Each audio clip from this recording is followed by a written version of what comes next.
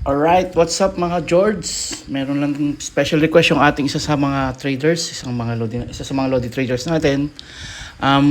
Request niya na kung paano daw magbasa ng pips.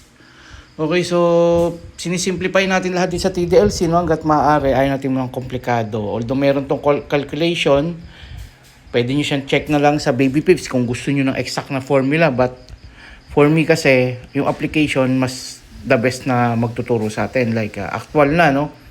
And kung ano yung pinaka-simplify na pwede nating gawin na pag-aaral, yun ang style ni Kuya Dids. Kaya marami nakakasunod sa tinuturo natin kasi sobrang basic saka sobrang direct to the point. So ganun ang ginagawa ko. Let's say for example, meron tayong gold. Okay, sa gold na lang muna tayo mag-usap dahil sa ibang pair, like major pairs, iba yung kanilang mga numbers, like yung price nila, no? Ngayon, ang current price ni gold is around 2,622 point something, no? Sa mga major pairs kasi 0.1 o kaya 1.5, so mababa pa yung value, no? $1. Yung iba, point something centavo dollar lang, no? Ganun yung counting, yung value ng ibang pair. So dito, 2,000, no? So 2,600 something, no? 2,622. So, ang laki ng difference. Kaya ang bilangan dito is by hundreds, tens, thousand, ganyan, no? So, sa mga major pairs, point something. Yung sa decimal, kung naalala nyo, inaral natin nung elementary ba yun? Yung about sa mga decimal, no? Sa mga major pairs, nasa decimal pa lang, sa point something, saka sa yung tenths. Compare kay gold, nasa hundreds, tens, thousands na siya, no? So, ganun yung kanyang bilangan. Ngayon, para ma-simplify tayo, no? Hindi na tayo mag-compute kasi meron tong currency base, quotation, may ganun pa to dinidivide siya, no? Para makuha mo yung pips. So napaka-komplikado pero simple lang naman kasi kung tutuusin, no? Like for example, meron kang trading view. So mag-sample muna tayo kasi by graph tayo. Si Kuya Dids more on graphical, no? More on graphics yung nakikita. Ito, yung may mga chart, may drawing, may linya, may numbers, no? Graphs. Basically, no? Graphs. So, sa trading view, makikita mo dyan, let's say, nag-start tayo ng counting ng 2,620, which is ito, no? Itong area na to. Guhitan ko lang, ha? Para makita nyo. 2,620, let's say dito, no? Ayan. Yan. So, yan, naguhitan ko yung orange. Orange ba yan? Basta yung ganyang kulay na, yung linya natin. 2,620. Let's say, for example, nag-buy tayo somewhere here, no? Nag-buy ka dito, somewhere here, nakapag-buy ka sa area na to. And then, dyan kunwari na-hit yung iyong trade sa 2,620. So, para ka makapag-count ng pips, no? Pag umuusad na yan, pag gumagalaw na yan, 2,620.1, that's already 1 pip. Yan.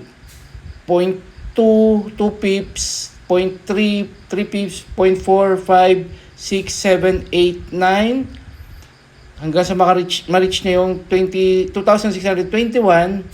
no? Pag nagkaroon na ng isang tenths, yung ba kasi kanina 2,620. Tapos magiging hindi yata tenths yun. Basta yung 1, ano? So nag-start tayo sa 0 kasi 2,620, 0 yung una, di ba? Tapos naging 2,621. No? So nagkaroon ng 1. Automatically kina-count na to as 10 pips, mga boss, no? So ibig sabihin lang nun, dito sa trading view kasi ang simple, tignan nyo, ha. Meron ditong points sa gilid. Ito. Ay, iba pala yung kulay ko, ha. Meron dyang, ito points. Yan nakikita nyo, yung 100. Points ang reading dyan ng trading view. Points ang tawag dyan, yung 100 na yan. So, ibig sabihin, kung makakapag-read o kung makakapag-run up si gold ng 100 points, automatically katumbas na niyan sa pips is 10 pips. Okay? So, yung 10 pips naman, katumbas na niyan sa dollar ng gold, kung gold pair, XAU-USD, is equivalent more or less $1. Hindi yan sakto $1, no? May bawas yan kasi minsan may spread, mayroong mga commission. So, more or less, no? Diyan siya naglalaro. So, ibig sabihin lang, kung maging positive ka ng, let's say, 200, pag 200 ito, 200 points. So, ano nang mangyayari dyan? So, sabi kanina, yung 100 points is equals to 10 pips equals to 100. Ngayon naman, 200 points, magiging, ilan na siya? 20 pips. No? 20 pips. So, yung 20 pips more or less nasa $2. So, ganyan lang ka-basic mag-count ng pips sa gold, no? So, let's say, pwede wala akong trading view, di ako marunong gumamit niyan. Okay, more on ako sa price lang. O, hindi magbilang ka ngayon, yun nga, bilang ka. So, susulat mo sa papel, kuha ka ng notebook or notepad, susulat mo dyan kasi ayaw mo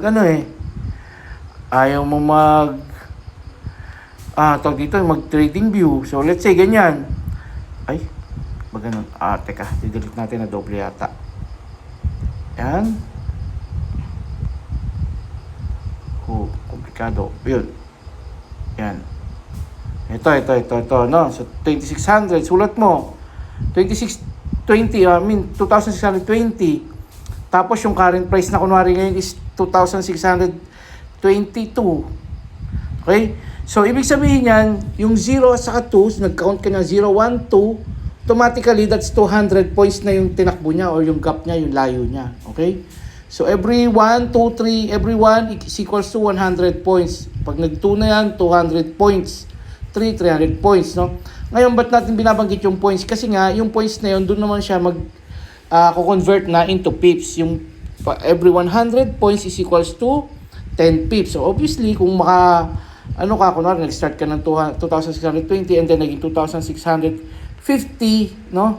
2,625, automatically, that's already 50 pips, no? So, let's say, nandito na yung price sa 25. Yan. 500 points na yan, mga boss. Hindi na yan 200 points, no? Kasi nga, nag-positive na siya or nag-run up na siya ng another 5 points, ano? Ang counting natin ng 5, 1, 2, 3, 4, 5. So, automatically, na yan, 500 points. And then, 500 points is equals to 50 pips. And then, convert agad sa dollar yan, more or less, $5 po yan. So, ganun ka-basic. So, ibig sabihin lang, no, nung dinidiscuss natin ngayon, kung mag-run up siya or mag-positive sa direction mo pataas, no, ng 50 pips or 500 points, makaka-gain ka ng $5. So, ganun lang pala kasimple yung Kuya Dids. So, mag-all-in na ako. Ngayon, sa 0.01 niya, nausapan na lot size, no? 0.01 lot size. No, obviously, kung magiging 0.02 yun, times 2 lang, no? Kung yung 0.01 na 500 points is equals to $5, kung magiging 0.02 yan na lot size yung in-enter natin, no? Kung yung amount na yung tinitrade natin, no, sa stocks ang tawag doon, or shares pala, shares sa crypto, ang tawag doon is unit or nakalimutan ko na, basta units, no, sa crypto. And then sa forex naman is lot size tayo, no. So walang shares, walang units, no, hindi ganoon, or volume, hindi ganoon. Yun, basta ang tawag sa kanya is lot size. Yun yung pinaka ginawang nila, parang general rules nila sa sa gold, no, o sa forex, no, kasi iba-iba ng pair So merong Philippine peso, merong dollar, merong dirhams, merong pounds, merong European tawag dito Canadian dollars, marami, no, may Japan yen. So ang gulo nun kung sila, kung by currency yung kanilang reading. Ang ginawa ng mga yung mga experts sa forex, ginawa na lang lot size. So nagkasundo sila, okay, basta lot size natin 0.01, ito ang katumbas niyan. So mayroon siyang certain na equivalent, no. Kaya mahalaga na malaman natin kung paano basahin yung pips, no, kasi simple nga lang, by 10, by 20, 30, 40, may katumbas siyang dollar. Okay? So kahit magkano pa yung quotes, yung price ng Japan yen, ng Canadian dollar, kahit magkano pang value niyan sa peso, doesn't matter, no, as long as yung pips ay nandyan at yung pips ay may katumbas na dollar, iyon ang masusunod. Nagets nyo? So hindi value ni dollar, hindi value ni gold, hindi value ni GBP, ni Canadian dollar, ni CAD, no? Hindi sila yung masusunod, hindi yung value nila, no? Ang masusunod is yung lot size and then as per pips and then may katumbas na siya sa dollar. Ganun lang kasimple, sinimplify nila ang forex. Okay, so ganun lang pala kadali, Kuya Dids. Magwa one lot size na ako. So, ano rin, risk management pa rin tayo mga boss. Wag masyado maging mapusok or maging risky trader. Control pa rin mga boss. Hanggat maaari 0.01 lang muna, especially kung $100 lang yung kapital. No, yung loading natin, million na yung nilalaro, pero 0.08 pa rin nakikita ko. Ay, 0.08 nga ba? Or 0.8. Basta wala pa siya sa one lot size. Ibig sabihin natin, no, yung starting niya, no. Okay, so sana tayo, paano pa kaya tayo na $100 lang yung ating nilalaro? So, syempre, ilulugar din natin yung sarili natin. Yun yung risk management na tinatawag, no? Hindi tayo bira ng bira. Kailangan marunong tayong mag-manage ng risk natin. Okay, so kung magne-negative kasi yan, mga boss, no, ganun din yan. Let's say, no, dito nag-long ka dito sa area na to. Let's say, dito ka nag-long, no? And then, in-expect mo, angat na siya. Kasi nga, bakit ganun? Ba't mo in-expect na ganun? Kasi sabi mo, yung previous na resistance, kailangan mag-support. O, dapat ganyan, di ba? Dapat ganito sana yung mangyayari. Ay, ano ba yan? Ayaw. Yan. Dapat ganyan. Eh, anong nangyari mga boss? Hindi ganyan nangyari, di ba? Bumagsak siya. So, ito, yan, boom. Yan, tignan nyo ha. Anyway, nakalagay naman dyan. Kung titingin kayo sa trading view, no? Yan, nakalagay negative 255, oh. So, ilang pips yan, mga boss. So, that's more or less 25.5 pips. Okay?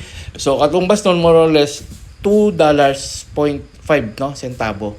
Okay? So, ganun lang ka-basic, mga bossing. Huwag basa ng pips. I hope may natutunan kayo. Kung wala, ulitin nyo na lang tong video na to. Ayos, bye-bye.